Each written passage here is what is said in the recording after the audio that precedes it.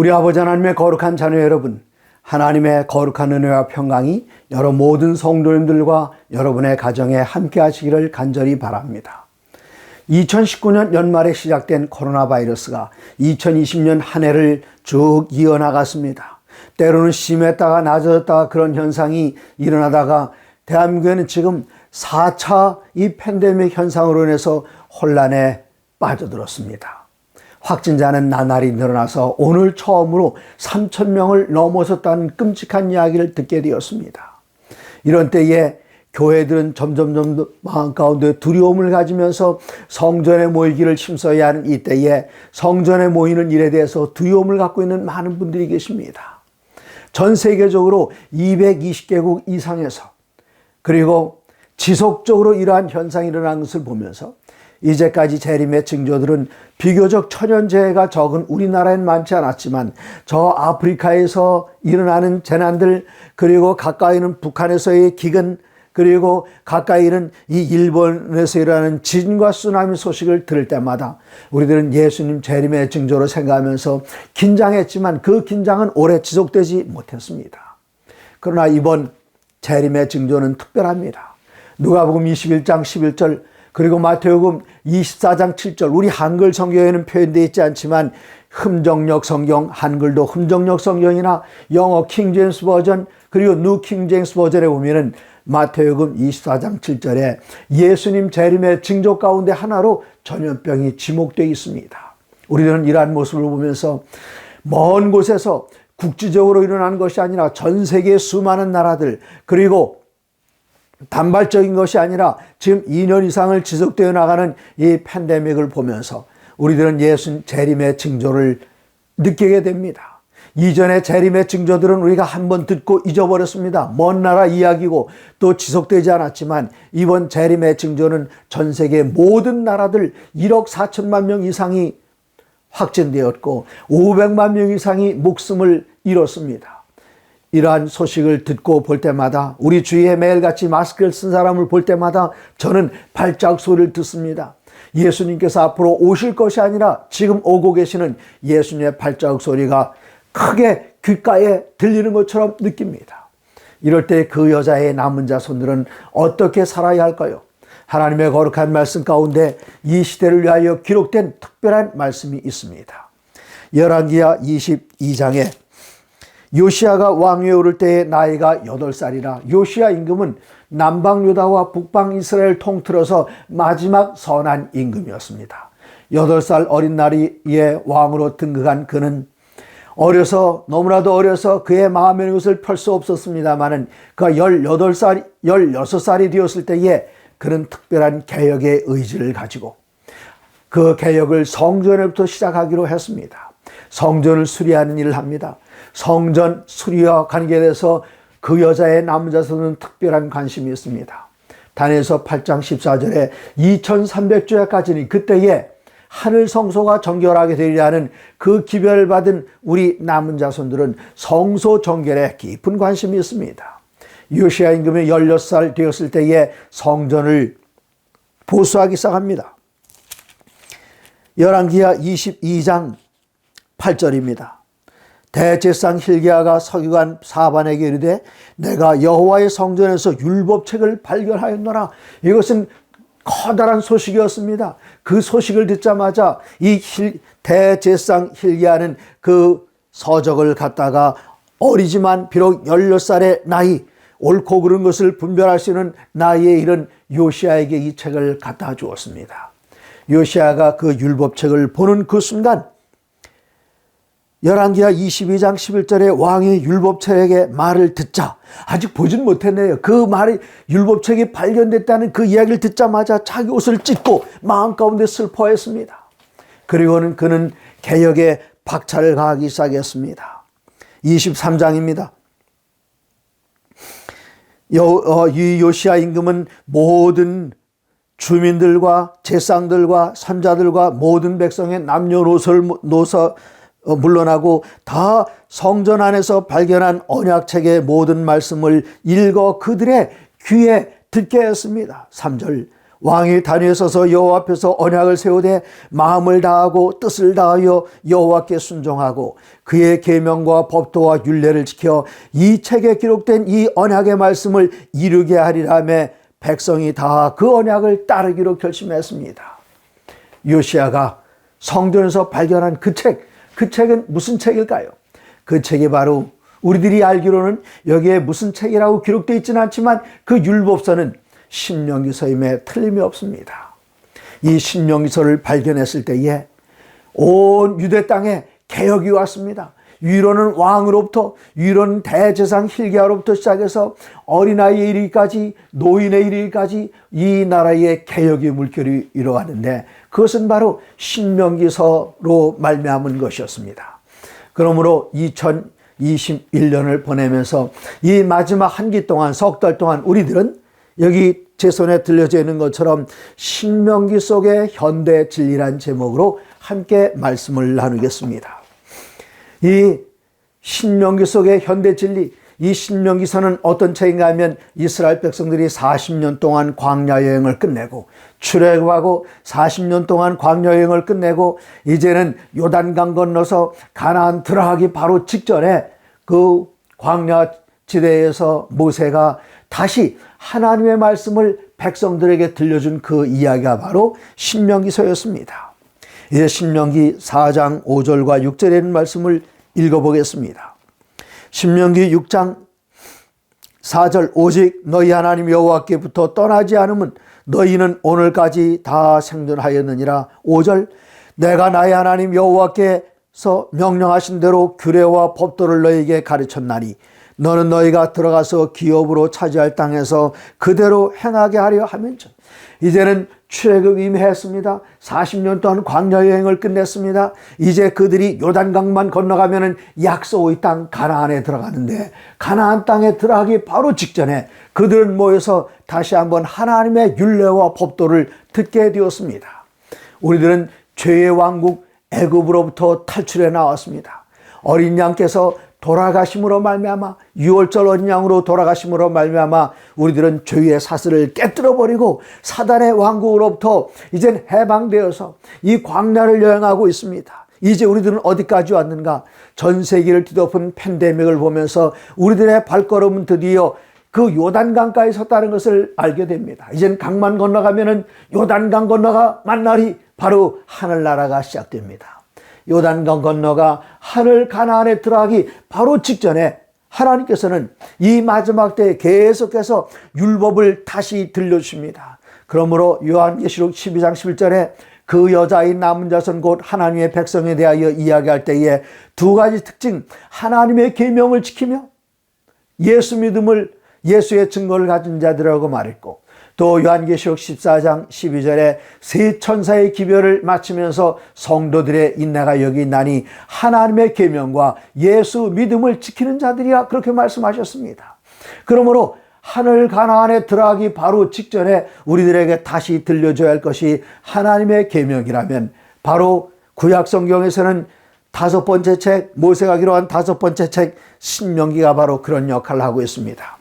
출애굽하고 40년 동안 광야에서 하나님 섬기는 것을 배우고 하나님과 동행하고 이젠 약속의 땅에 들어가기 바로 직전에 이 책을 읽었다면 이번 기회에 우리들에게 강조되는 그 책이 바로 신명기 속의 현대 진리, 현대 진리란 베드로후서 1장 12절에 이미 있는 진리란 번역으로 우리 성경에는 기록되어 있습니다만은 우리 재림교회 한국의 선구자들은 이미 있는 진리, present truth를 현대 진리라 그렇게 번역을 했습니다.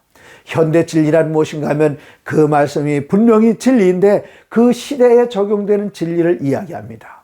예를 들어서 온 세상이 죄로 가득 찼을 때에 하나님께서는 노아를 일으키셔서 앞으로 120년 후에 비가 올 것이다. 그것은 그 당시에 사는 사람들에게 present truth, 현대 진리였습니다.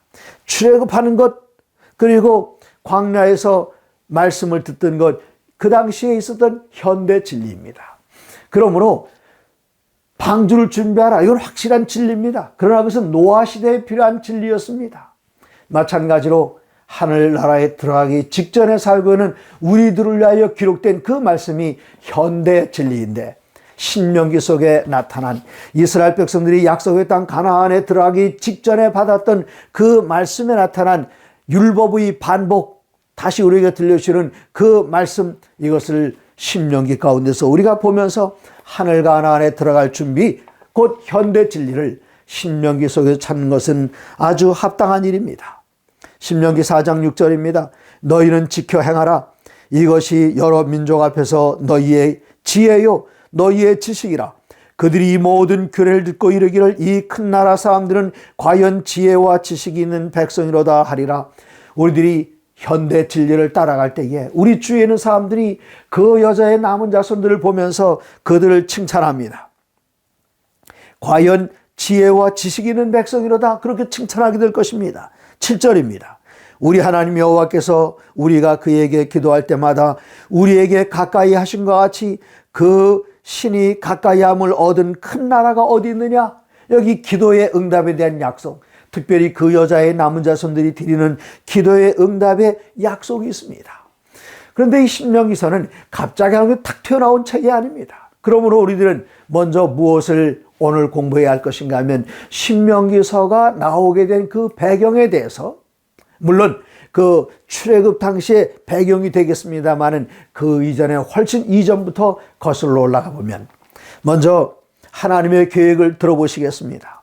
하나님에 대하여 계시할 때에 사랑의 사도 요한은 요한일서 4장 8절에 사랑하지 아니하는 자는 하나님을 알지 못하나니 이는 하나님은 사랑이심이라. 한마디로 하나님이 누구시냐? 그분은 우리를 사랑하시는 하나님이다, 그것이 아니라 하나님 그분 자체가 사랑이라, 그렇게 말씀하셨습니다. 정말 감동입니다. 하나님은 분노의 하나님이다, 그렇게 이야기했으면 우리들은 얼마나 벌벌 떨면서 무서워했겠습니까? 하나님은 원수를 보복하는 하나님이다, 그렇게 이야기했으면 죄 지은 우리들은 얼마나 하나님으로부터 무서워서 피하여 숨으려고 애썼겠습니까? 그러나 예수님을 경험한 예수님께서 이 세상에 오셔서 아버지가 어떤 분이신가를 우리에게 계시해 주신 분이신데, 그 모습을 잘 관찰했던 가장 가까운 제자 요한은 요한에서 4장 8절에 사랑하지 아니하는 자는 하나님을 알지 못하나니, 그럼 하나님은 누구신가? 어떤 분이신가? 한마디로 이는 하나님은 사랑이시라, 그렇게 말씀하셨습니다. 사랑이신 하나님, 이 사랑은 혼자 사랑할 수가 없습니다. 이 사랑에는 반드시 대상이 있습니다. 누가 누구를 사랑하는 것, 나 혼자 내가 사랑이다, 그걸로 거기서 멈춰 있으면 아무것도 이루어지는 것이 없습니다. 그러나 하나님께서는 사랑이시기 때문에 사랑할 대상을 찾으셨습니다. 그 사랑의 대상으로 찾은 것, 그 결과가 무엇인가? 아버지와 어머니가 서로 사랑하게 되면 한 몸이 되어 결혼하게 됩니다. 한 몸이 되어 결혼하게 되면 아주 자연스러운 일은 그 가정에서 자녀가 출산됩니다. 이 어린 자녀는 바로 아버지와 어머니의 사랑의 결실이 바로 자녀로 태어나듯이 하나님께서 사랑하셨을 때에 여기에 그 결과물이 나타납니다. 곧 이 지구의 창조였습니다. 태초에 하나님께서 하늘과 땅과 그 가운데 모든 것을 다 창조하시고 마침내 하나님께 지으신 이러한 모든 것들을 하나님의 계획과 하나님의 의도대로 잘 관리하며 다스려 나갈 존재가 필요한데, 하나님의 생각, 하나님의 계획 그대로 실천하려면 그 피조물은 힘이 센 코끼리도 안 됩니다. 키가 큰 기린도 안 됩니다. 용맹한 호랑이도 안 됩니다. 바로 그 존재는, 그 청지기는 하나님의 형상과 하나님의 모양을 그대로 닮아야 하기 때문에 창세기 1장 26절에서는 사람을 지으실 때에 하나님의 형상과 하나님의 모양 그대로 지으셨다 말씀하시고, 하나님께서는 처음 조상 아담과 하와에게 당신의 모든 사랑을 다 쏟아 놓으시면서 이 동산 안에 있는 모든 것들을 내가 임의로 먹고 관리해도 좋다, 그렇게 말씀하셨습니다. 그리고 하나님께서 특별히 여기에 내가 너희를 사랑한다, 이것을 항상 기억나게 할 수 있도록 하나님께서는 이곳 하나의 징표를 만들어 두셨는데, 그것이 무엇인가? 창세기 2장 16절입니다. 여호와 하나님이 그 사람에게 명하여 이르시되 동산 각종 나무의 열매는 내가 임의로 먹되, 17절 선악을 알게 하는 나무의 열매는 먹지 말라, 내가 먹는 날에는 반드시 죽으리라. 하나님께서 그 나무가 아까워서 먹지 말라, 그것이 아니었습니다. 동산에는 모든 나무는 아담과 하와가 자유스럽게 그 열매들을 즐길 수 있었습니다. 그럴 때에 사람들은 자기가 가지고 있는 것들에 대해서 고마운 것을 잊어버리고 다 그냥 자연이 저절로 그렇게 된 줄 압니다. 그러나 그렇게 할 때 우리들은 하나님으로부터 멀어질 수밖에 없어요. 그래서 하나님께서는 여기에 선악을 알게 한 나무에 심어 놓으시고 여기에 접근하지 말라, 이 열매는 먹지 말라, 이것은 내 것이다. 다른 것들은 다 주셨는데 이것을 왜 못 먹게 되는가? 거기서 인간의 한계를 느끼게 되고 그 나무를 보면서 우리들은 여기에는 모든 것들이 하나님께서 사랑으로서 나에게 주셨다는 사실을 깨닫게 되고 하나님께 감사하게 됩니다. 그게 선악과입니다. 그런데 3장 1절에 가보니까 이 뱀이 여자에게 와서 여자를 꼬입니다. 이 동산에는 모든 나무 열매를 먹지 말라고 하셨느냐? 이때 하와는 말하길 다가 아니라 선악과라 그렇게 이야기를 했습니다. 사단은 이야기합니다. 이거 왜 못 먹게 하는 줄 너 혹시 알고나 있냐? 그런 이야기하기를 3장 4절에 뱀이 여자에게 이르되 너희가 결코 죽지 아니하리라. 너희가 그것 곧 선악과의 열매를 먹는 날에는 너희 눈이 밝아져 하나님과 같이 되어 선악을 알 줄을 하나님이 아심이라. 그것 때문에 못 먹게 한 거야. 하와가 깜짝 놀랐습니다. 선악과를 그래서 못 먹게 한 게 맞다니까. 이거 먹어도 안 죽어. 어쩌면 그 뱀이 선악과를 먹어봤는지도 모릅니다. 뱀은 죽지 않았어요. 왜 그런가 하면 이 선악을 알게 하는 그 나무는, 언약의 나무는 하나님과 뱀 사이에 맺은 언약이 아니라 하나님과 인간 사이에 맺은 언약이기 때문에 인간에게만 적용이 되는 것이었습니다. 여인이 금지된 금단의 열매를 바라봤을 때에 보암직도 하고 먹음직스럽기도 하고 지혜롭게 할 만큼 탐스러운 나무인지라 그가 따서 먹게 되었습니다. 그 이후로 인류에게 죄가 왔습니다. 그리고 에덴 동산에서 쫓겨났습니다. 그 이후로 이 세상에 인구들이 퍼지기 시작했는데 6장 5절에 보시면 창세기 6장 5절 여호와께서 사람의 죄악이 세상에 가득한과 그의 마음으로 생각하는 모든 계획이 항상 악할 뿐임을 보시고 땅 위에 있는 사람 지으셨음을 한탄하사 마음에 근심하시고 이제는 노아를 부르셔서 이야기하십니다. 이 세상이 죄로 가득 찼구나. 이 세상을 너희 가족이라도 보호하고 구원하는 방법은 이 세상을 심판해서 다시 재창조하는 길밖에 없다. 그것이 바로 노아 홍수였습니다. 노아는 나가서 열심히 전했습니다. 그리고 방주를 지었습니다. 노아 홍수가 이루어졌을 때에 살아남은 사람은 방주에 들어간 사람, 이 사람들은 자기가 가지고 있는 모든 것들을 다 바쳐서 방주 짓는 일에 헌신했던 그 사람들은 8명밖에 되질 않았습니다. 이제 그들이 다시 배에서 나왔을 때에 하나님께서 창세기 1장 28절에 아담과 하와에게 주셨던 그 말씀, 그들에게 복을 주어 가라사대 생육하고 번성하여 땅에 충만하라는 바로 그 말씀을 창세기 9장 1절에서 똑같이 하십니다. 그런데 이게 웬일입니까? 11장 4절에 보시면 또 말하되 성읍과 탑을 건설하여 그 탑 꼭대기를 하늘에 닿게 하자. 그렇게 하여 우리의 이름을 내고 온 지면에 흩어짐을 면하자. 이게 무슨 뜻입니까? 하나님께서는 온 세계에 여기도 사람 저기도 사람 그렇게 만들지 아니하시고 에덴 동산에만 만들어 놓으시고 하나님께서는 아담과 하와에게 말씀하시기를 생육하고 번성하여 땅에 충만하게 퍼져 나가라 말씀하셨는데 노아 홍수 이후에도 창세기 9장 1절에서 그렇게 말씀하셨는데 바벨탑을 왜 만들었는가 하면은 우리의 이름을 내고, 그 말은 무슨 뜻이죠? 우리의 이름은 유명한 사람이 되자 그겁니다. 그리고 땅에 흩어짐을 면하자. 하나님께서는 온 땅에 충만하게 되는 것, 그것이 하나님의 계획이었는데 우리 그거 하지 말고 같이 모여 살자. 이렇게 할 때 하나님께서는 내려오셔서 그 사람들 가운데 언어를 혼잡하게 하셔서 전 세계로 흩어지게 하시는데 창세기 11장 이야기입니다. 그 다음에 이어져 나오는 장이 12장입니다. 12장 1절에서 어떤 말씀이 있을까요? 여호와께서 아브라함에게 이르시되 너는 너의 고향과 친척과 아버지의 집을 떠나 내가 네게 보여줄 땅으로 가라. 내가 이곳에 안주하여 가만히 있지 마라.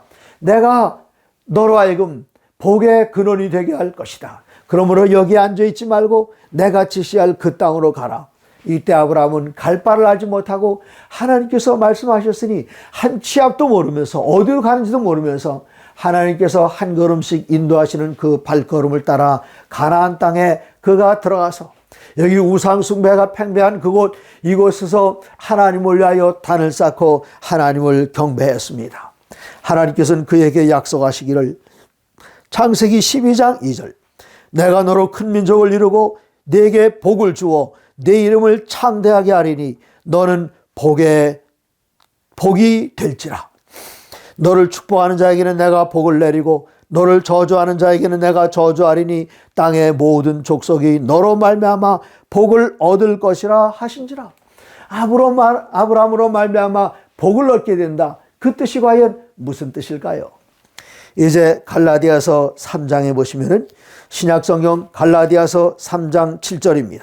그런즉 믿음으로 말미암은 자들은 아브라함의 자손인 줄 알지어다. 우리가 누구의 자손이지요? 단군의 자손입니까? 물론 그럴 수 있겠습니다. 그러나 하나님의 말씀은 옛날 아브라함에게 복을 주시고 아브라함의 자손들이 하늘의 별처럼 바닷가의 모래알처럼 많으리라 말씀하셨는데, 그럼 우리는 아브라함에게 주신 언약으로부터 떨어져 있는 사람들인가? 그렇지 않습니다. 우리를 어떻게 아브라함의 자손으로 불러주셨는가 하면 예수 그리스도를 믿는 믿음을 가진 사람들은 다 약속의 자손 아브라함의 자손으로 불러주셨습니다. 오늘날 아브라함의 자손들은 저 이스라엘 사람들뿐만 아니라 전 세계에 흩어져서 주님의 다시 오심을 간절히 간구하면서 사랑을 실천하며 살고 있는 모든 사람들, 예수 믿는 믿음으로 구원받은 사람들, 예수 믿는 믿음으로 의롭게 된 그러한 모든 사람들을 성경에서는 다 아브라함의 자손이라 그렇게 말씀하셨습니다. 8절에 또 하나님이 이방을 믿음으로 말미암아 의로 정하실 것을 성경이 미리 알고 먼저 아브라함에게 복음을 전하되 모든 이방인이 너로 말미암아 복을 받으리라 하였느니라. 9절입니다. 갈라디아 3장 9절 그러므로 믿음으로 말미암은 자는 믿음이 있는 아브라함과 함께 복을 받느니라. 우리들이 바로 그 축복의 대상, 복을 받는 하나님의 거룩한 성도들이 되었습니다. 하나님의 성도들이 되었을 뿐만 아니라 약속의 후사, 언약의 후사가 되었고 아브라함의 자손이 되었습니다. 이제는 하나님께서 그 아브라함의 자손들로 하여금 가나안 땅에 그대로 두었다가는 이 가나안에 있는 여러 이방신을 섬기는 그 민족들이 이스라엘 백성들, 아브라함의 자손이 커다란 나라를 이루기 전에 그냥 계속 쳐들어와서 이들을 불편하게 하면 아브라함으로 말미암은 그 민족은 커질 수가 없었습니다. 그러므로 하나님께서는 이 아브라함의 자손들을 특별히 야곱과 그의 12아들들을 애굽으로 이집트로 이주하셔서 그곳에서 400여 년 동안 지내면서 큰 민족을 이루게 하셨습니다.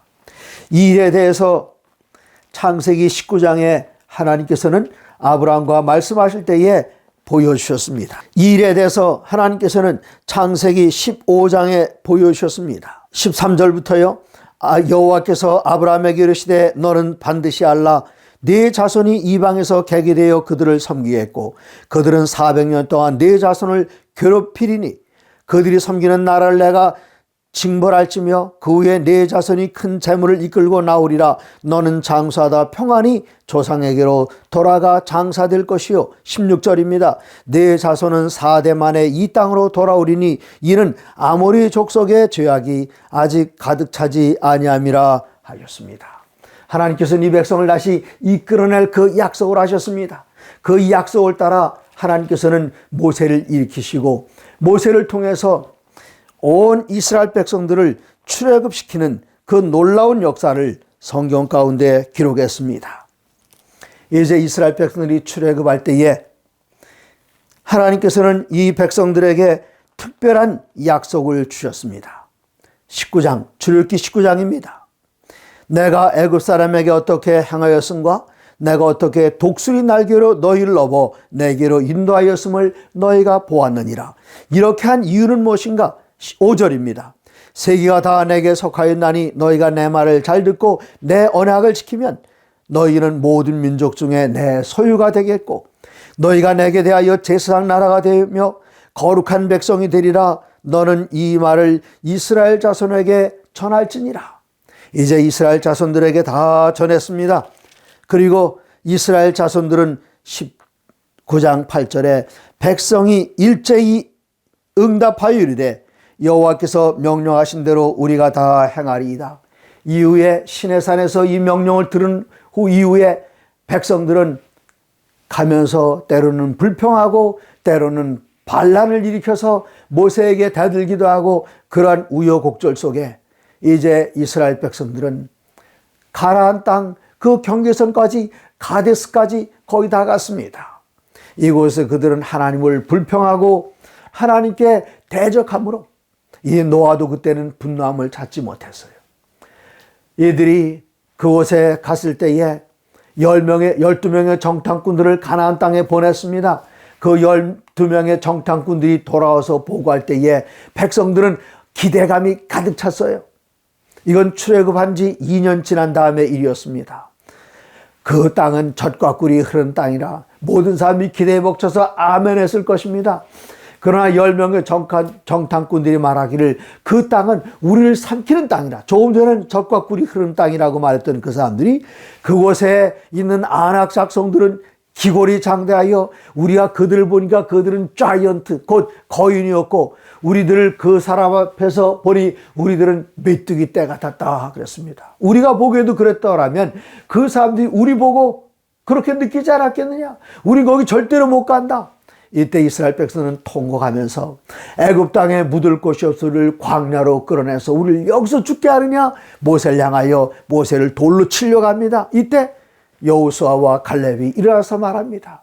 그들은 우리들의 밥이라, 그들을 지켜주는 신이 그들로부터 떠났고 우리가 올라가서 하나님의 이름으로 전투를 벌이면 그들은 우리의 밥이라 우리가 능히 점령하고 우리가 그 땅을 차지할 것이라 이야기했지만 백성들은 10명의 정탐꾼들의 귀를 기울이고 그들의 의견을 따라서 이 모세에 대하여 대항했습니다.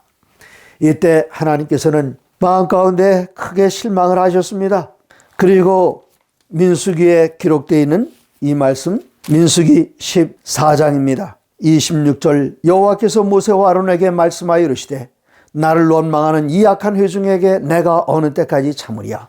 이스라엘 자손이 나를 향하여 원망하는 바 그 원망하는 말을 내가 들었다. 그렇게 말씀하시면서 29절, 너희 시체가 이 광야에 엎드러질 것이나 너희 중에서 20세 이상으로서 계수된 자 곧 나를 원망한 자 전부가 여분네의 아들 갈렙과 눈의 아들 여호수아 외에는 내가 맹세하여 너희에게 살게 하리란 땅에 결단코 들어가지 못하리라. 그리고 그들이 이스라엘 백성을 탐지한 그날 40일을 하루를 1년으로 계산해서 바로 연일법칙이 여기서 나옵니다. 11장 34절에 14장 34절에 민수기, 너희는 그 땅을 정탐한 날인 40일의 하루를 1년으로 쳐서 그 40년간 너희의 죄악을 담당할지니 너희는 그제서야 내가 싫어하면 어떻게 되는지를 알리라 하셨다 하라. 드디어 이스라엘 백성들은 2년 동안 출애굽하여 여행하다가 이제는 하늘 그들에게 약속된 가나안 땅이 가까운데 여기서 그들은 다시 돌아가야만 했습니다. 38년 동안을 광야에서 돌면서 애굽에서 출발했던 20세 이상 되는 사람들은 여호수아와 갈렙을 빼놓고는 다 죽었습니다. 이제 애굽한 지 2년, 가데스 바네아에서 해군에서 다시 38년, 이제는 그들이 아모리 족속을 깨뜨리고 그들은 저 꼭대기에는 바산 왕국 바산 옥을, 그의 침상의 길이가 4.1m나 되는 거대한 골리앗보다 더 커다란 그 바산 옥도 잡아 죽이게 되고 마침내 그들이 승리하고 전진하면서 이제 그들은 모든 불평은 사라지고 여기까지 인도해 주신 하나님께 대한 감사함을 느끼게 되는 그때 모세는 이스라엘 백성들을 거대한 평야 앞에 모아놓고 그들에게 하나님의 말씀을 들려줍니다. 우리가 약속의 땅에 들어가기 전에 이렇게 살게 될 것을 너희들이 지금 공부 좀 해라. 잘 들어봐라. 그리고 40여일 동안 여기에서 이스라엘 백성들을 모아놓고 말했던 그것을 한 곳에 모아놓은 그 책이 바로 신명기서입니다. 약속의 땅에 들어가기 직전에 들었던 그 말씀, 이제 신명기서를 통해서 우리들은 약속된 예수님의 재림, 그리고 예수님의 재림에 이어서 있게 될 하늘 가나안으로의 입성, 그곳에 들어가기 바로 직전에 살건 우리들이 이 신명기서를 통해서 하나님께서 이 시대를 사는 우리들에게 주신 현대 진리가 무엇인가를 앞으로 석 달 동안 함께 공부하시게 될 때에 우리들이 하늘나라를 위하여 준비되고 우리 주위에는 이들을 준비시켜 그들을 함께 데리고 마치 여호수아가 이스라엘 백성들을 이끌고 요단강을 건너고 가나안 땅에 들어갔던 것처럼 우리의 주위에 있는 사람들을 준비시켜서 하늘 가나안에 함께 들어가게 될 그 방법과 그 믿음을 앞으로 석 달 동안 신명기서를 통해서 배우시겠습니다. 대단히 감사합니다. 하나님의 모든 말씀으로 사시기 바랍니다.